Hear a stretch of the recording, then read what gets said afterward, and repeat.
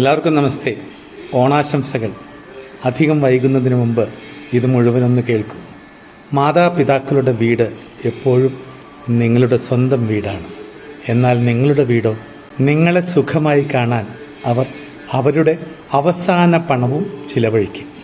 എന്നാൽ എല്ലാ മക്കളും അവർക്കായി അതുപോലെ ആ സമയം, ആ പണം മാറ്റിവെക്കാറില്ല. അവർ നിങ്ങൾക്കായി അവരുടെ സ്വപ്നങ്ങൾ, സമയം, ഉറക്കം ഇതെല്ലാം ത്യജിക്കും. എന്നാൽ നിങ്ങളോ?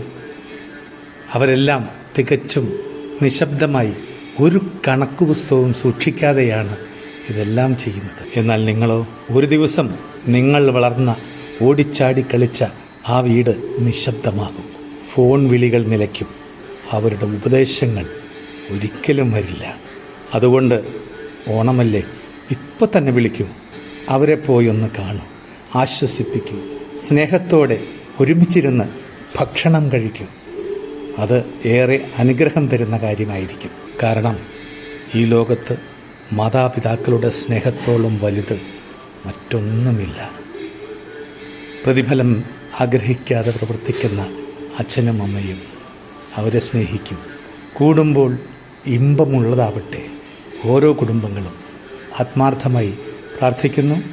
ഓണാശംസകൾ.